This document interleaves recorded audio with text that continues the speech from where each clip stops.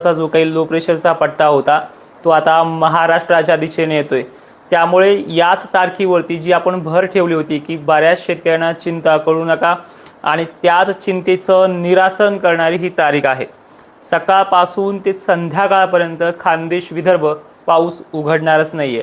उघडला तर बारीक थेंब का होईना चालूच राहतील, पण यामधले दोन प्रकार शेतकऱ्यांना बऱ्याच दिवस चिंता करू देणार नाही असा हा पाऊस असणार आहे। त्यामध्ये खानदेश विदर्भ मराठवाडा आणि काही वेळातच पश्चिम महाराष्ट्र दक्षिण महाराष्ट्र कोकण किनारपट्टीसह सर्व जिल्ह्यांची यामध्ये माहिती आहे।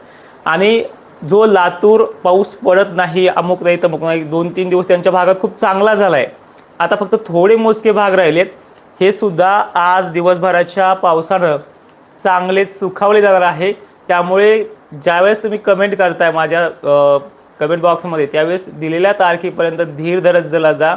ओव्हर कॉन्फिडन्सने सांगतोय अमुक सांगतोय, मी कधीच जर होणार असेल तरच सांगत असतो, अन्यथा नाहीये। जून महिन्यात तुम्हाला समजलं असेल बऱ्याच जणांना उसळ लावायचे होते, सुपरआलून लावून दिले नाही, हे माझं असं हे नाहीये।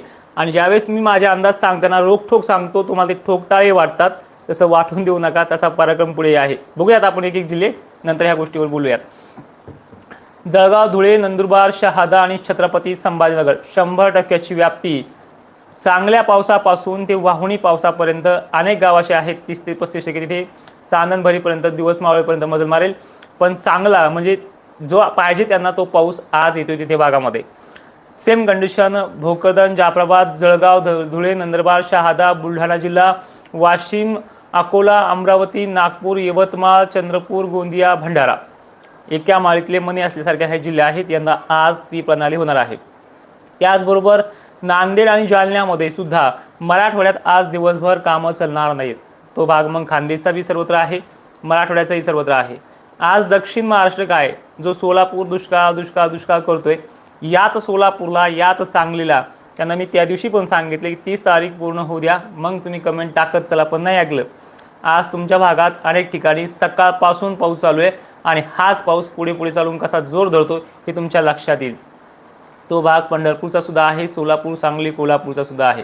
त्याचबरोबर नांदूरघाट बीडचे हे जे काही भाग आहेत परभणी वगैरे यांना तर काही ठिकाणी मुसळधार पाऊस सुद्धा रात्रीपर्यंत पडणार आहे। आणि ह्या पावसाचे 3 प्रकार महत्त्वाचे आहेत। पहिला प्रकार सुरुवात तो झडीसारखा कुठं मोठं थेंब तुटणारा करेल, म्हणजे हे पर्जन्य भागाचा जो छायाचा प्रदेश आहे जिथे जिथे बनलेत गोदापट्टा आहे आमच्या भागामध्ये, खाली माशेगाव वगैरे आमच्याकडे आहे, तर ह्या भागांना सुद्धा तो घेणार आहे। ज्यांना घेत नाही त्यांना घेणार आहे आणि ज्यांना नेहमी घेतो त्यांना तर पूर्ण तो वाहुणी सुद्धा होणार आहे। हे ह्या पावसाचे प्रकार आहेत। कंडिशन अशी आहे की यायला किती टाइम लागेल आणि सुरुवात अनेक ठिकाणी झाली, जवळपास अर्ध्या महाराष्ट्रामध्ये सकाळूनच सुरुवात झाली आहे। 30 जुलै उजळते ना उजळते तिथे सुरुवात झालेली आहे, ठीक आहे। आणि पुन्हा एक प्लस पॉईंट लक्षात ठेवा, ह्या वर्षी सुद्धा 40% भागांना, हा तर मुद्दाम लक्षात ठेवा, जरी तुम्हाला आज पाऊस कमी असेल तरी लक्षात ठेवा 40% भागांना सुद्धा, जसं गेल्या वर्षी ह्याच तारखेला म्हटलं होतं मी 26ला म्हटलं होतं की 70% भागांना दुष्काळ आहे, 40ला सुद्धा यंदा दुष्काळ आहे। 40% भाग दुष्काळ आहे म्हणजे आहे तो म्हणजे ओला दुष्काळ, तो आपल्याला पुढे पोळ्याच्या नंतर पाहायला मिळेल। आज बरं ठीक आहे, ह्या गोष्टी लांबवण्यात काय अर्थच नाही। आज बऱ्याच जणांच्या कमेंट पण घेतोय, एक एक जिल्ह्याच्या आणि मराठवाड्याच्या भागांच्या सगळ्यांच्या आपण डिटेल बघूयात। पुणे सांगली सातारा हे भाग जे आहेत कोणत्याही क्षणी सुरू होऊन जाईल, काळजी करू नका। 2-3 तासाच्या आतमध्ये इथे पाऊस सुरू होऊन जाईल, काही ठिकाणी चालू आहे, ठीक आहे।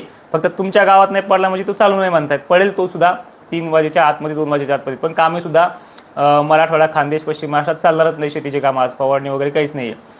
तर सांगली सोलापूर कोल्हापूर पंढरपूर मोहोळ खटाव हे जे काही भाग आहेत मान वगैरे यांना सुद्धा तो आज घेणार आहे।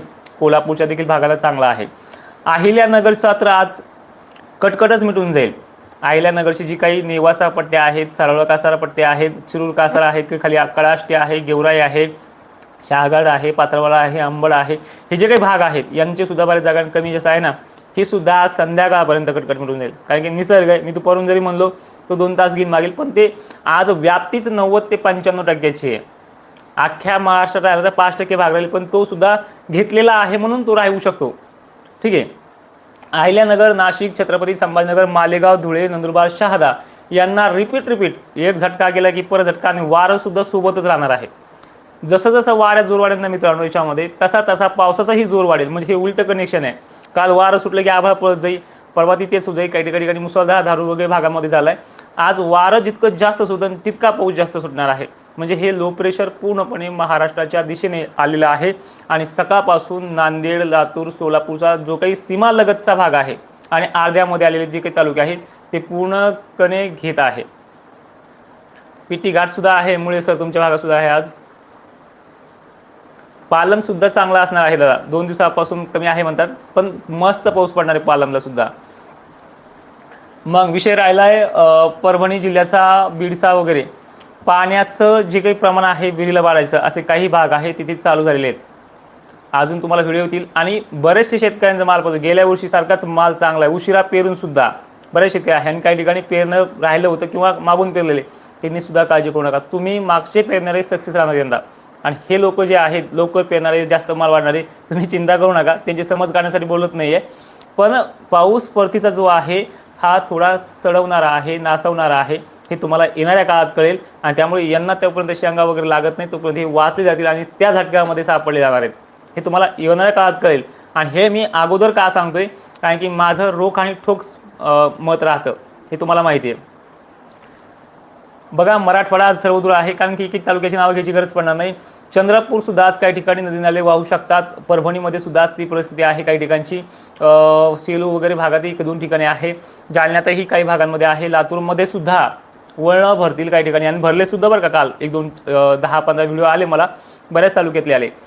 तर ती परिस्थिती आहे. छत्रपती संभाजीनगर एकही भाग सुटणार नाही, अहिल्यानगर सुद्धा सुटणार नाही. नाशिक सुद्धा जो काही नांदगाव वगैरे भागाचा वारंवार उल्लेख करायचे ते भाग सुद्धा, नांदगाव आणि मालेगावच्या मध्ये काही आहे गाव झेकडं दाखवत होते मला कालपर्यंत, पण त्यांच्यासुद्धा भागामध्ये ती परिस्थिती चांगली उद्भवणार आहे. आज जवळपास शेतकऱ्यांसाठी एक गुड न्यूज म्हणून 30 जुलै राहणार आहे. आणि हे बघा 4 वाजले की आजचा पण दिवस गेला असं बोलू नका. मी ज्या तारखेला तुम्हाला स्टार्टअप केलं आहे 26 जुलैपासून, ती 26 पासून 30पर्यंत आणि काही ठिकाणी 31पर्यंत, ह्या दिवसामध्ये तुमचा भाग येईल. कारण की 1 दिवस 2 दिवस हा माझ्या घरचा नाही आहे, तो तेवढं टायमिंग मी सांगू शकतो तुम्हाला की ह्या दिवसामध्ये होईल. आणि आज 30 जुलै उजळते नाही उजळते, तुम्ही दक्षिण महाराष्ट्रात असाल तर पूर्वेकडील भागामध्ये तो पाऊस चालू झालेला आहे. खानदेशमध्येही तो अनेक ठिकाणी चालू झालेला आहे. मराठवाड्यात तर बऱ्याच ठिकाणी तो संततधार ते जोरदार चालू झालेला आहे.